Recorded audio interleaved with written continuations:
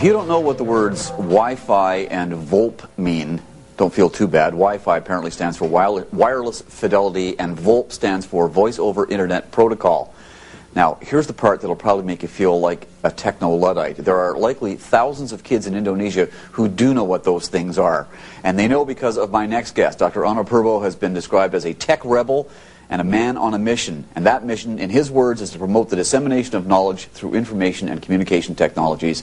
And Dr. Purbo joins me in the studio. Thanks for coming in.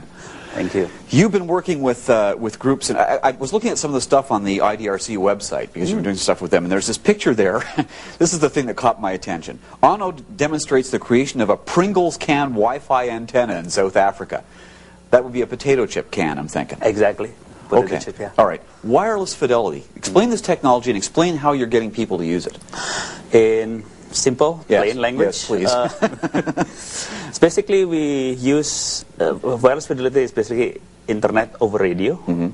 So we use that for bypassing the telco infrastructure. Okay. So basically we built our own infrastructure for internet. Internet over the radio. Over the radio. Okay. So we don't have to rely on telco service anymore for broadband internet access. Okay. Having the internet 24-hour connections using this radio, yes, then we can set up internet telephony over the internet infrastructure. That's the voice over IP. I see. Okay. All right. So that means we can have telephone over our 24-hour internet access. Okay. So the internet access, then, do you still, I mean, if you're doing it over radio, you still need the a internet monitor? service, internet service provider. So we are connected to the internet service provider, and the internet service provider can use satellite or fiber optics. Yes. So why isn't everybody using this? My first question. I mean, it seems to be a lot better than the current system. It's actually cheaper. It's easy to use because the technology is new. It's cheaper, easy to use. The major problem with us is actually regulation. We need to get a license to use the frequencies. Oh, right. So right now we're still struggling to make the licensing process easier for us. Okay. Is there not a problem, though, in if you're using radio frequencies to access the internet, but there are a limited number of radio frequencies available, right? Exactly. Yeah. Okay. To give you some idea, in North America, in Canada, in US, in most of the European countries, you don't need any license to use the frequencies if you use the low power radio. Right. This is low power radio. Okay. So you don't need to use a license. Okay. In Indonesia, in many developing countries, we require a license. Oh, I see. Okay. So that's actually our major drawback. Okay. Yeah. So tell me about the Indonesian project and the kids that you're working with there. I mean, what use is all of this being put to? Okay. The big ideas, we like to see the Indonesian people to be able to survive using their brain. So that's the major big ideas. Is knowledge-based society, basically. Okay. And we realized that internet is like the tool to be able to enable the people to be able to transfer the knowledge efficiently, information efficiently. But we don't have any money. So the trick is many of us educate the people how to build the infrastructure themselves, because it's not that expensive. What they don't have is the knowledge. So we provide the knowledge to them, and they invest their own money into the infrastructure, and they build the infrastructure. That way, it's not a project actually; it's a movement within the society. Okay, well now that's the distinction that I wanted to talk about too, because when I was reading all of this stuff about you, that's the word that keeps coming up, that it's a movement. Yeah. How so? It's not funded by the government. It's not funded by the World Bank. It's not funded by the IMF. So we provide the knowledge to the people.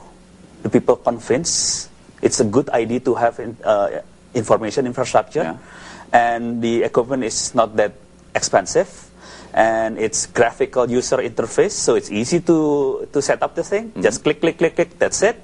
And then they invest their own money into the infrastructure. It's many people doing these things. Now, so you're talking, I have to assume here that in a number of cases you're talking to people who haven't had any experience with any of this stuff before. So it's that easy to grasp?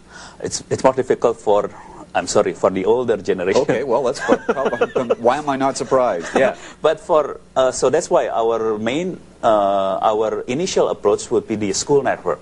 Okay. So we connect the school to the internet. Today we have 5,000 schools, Indonesian schools on the internet. We have 25,000 schools more. So it's a long way to go, but at least. But still, like we have 5,000, mostly self-finance, financed by the student. Okay? Really? Eh? Yeah. It will cost them only 50 US cents per month per student to build this thing. So they invest basically their own money to build the infrastructure. During the installation process, they learn how to set up this thing. They get the knowledge from us, like we publish books, and we also put the book on the web, so people learn how to set up these things. So basically, we educate the students. They build their own infrastructure. Having the infrastructure, it's opened their mind to more like the pool of knowledge on the internet. Yes. Yeah. So it's like dropping a stone into a pond, right? You have that ripple effect. Exactly. Yeah.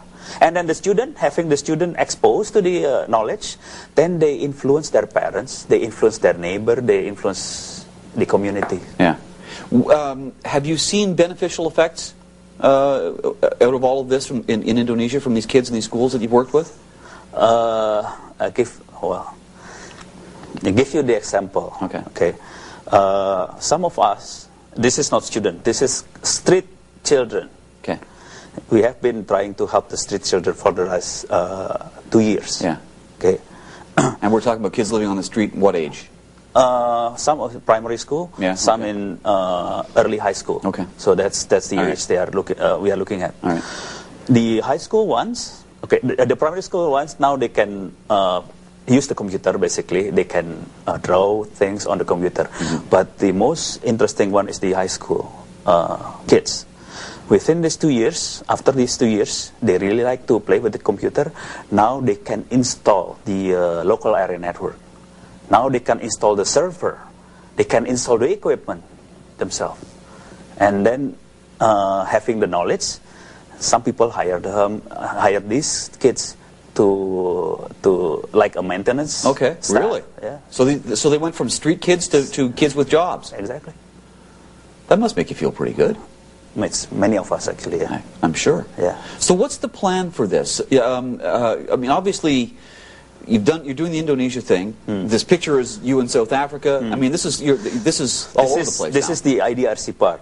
Yeah. Coming to pictures. Yes. Okay, so we have this experience. This is long-term experience. This is like 10 years experience we are talking about. Yes. This is not 1-2 months. This is 10 years experience. And having this experience, IDRC provide a sabbatical award to me. Yes. And then having the sabbatical award, they asked me to write the knowledge in English. Okay. So we can spread the knowledge to other countries, to the Asia Pacific, Africa, and South America as well. Okay. We put the knowledge on the web, actually. Yes. And also we are trying to publish this as paper books. Okay, yeah, right. So people don't have access to the web. They can still read the book. Right. Okay. So that's one part. The second part is IDRC also provide the funding to run workshop in many countries to initiate the leaders in these countries to spread this kind of movement in this country, hoping that then we can have many knowledge-based society in many countries, in developing countries. Yeah. You seem to be very excited about this. Yes. Because you see tangible results from it, I guess. Eh? That's part of what makes this so exciting. Also from the religion, actually. Is that right? Yeah. Okay. How so? Tell me about that. In simple words, yes. One value, the value of the person is highly depend on the benefit of the person to the society. That's it. It's not the money, it's not the knowledge, it's the benefit to the society. As many people get the benefit from the person, that's how. Okay. Yeah. All right. And you're going to be. How far into the sabbatical are you now? Actually, close to the end. You're close to the end? but still, I've been talking with them, so maybe we have something after. Yeah. It quite obviously has caught on right? Yeah. There's a great deal of interest out there. Yes. When you go, let me just ask you finally then, and this is just sort of a logistical question, but when you go into a new area, does it take a while for you to convince people that what you're telling them can actually happen? I think that people would initially be kind of skeptical about it, wouldn't it? Takes years. It takes years. It takes years. Yeah. It's not the instant it's process. Not like, here we are. Now build your computer. No. Yeah, okay. That's why I normally there are two things. Normally, two things, but basically capacity building. Basically capacity building. So I train the technician.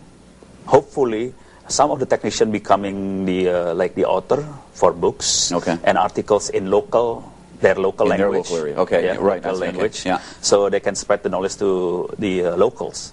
And then the next thing, what I normally suggest is building the network for schools, because that's how we build the mass for the next generation. Yes. Yeah. And the school, having the knowledge, providing the internet access to schools, it takes only like 50 cents US per student per month. That's amazing. And we get the return of investment within 2 years. Yeah. I'm sure you do. Yeah. That's amazing. Well, listen, congratulations on it. This sounds very exciting, and I'm really glad you can come in and tell us about it. Good luck with the rest, but I hope you get your sabbatical extended and get to do more of this. Thank you. I hope many people get the sabbatical as well. Absolutely. Yeah. Thanks a lot for coming. Thank you very much. Yeah.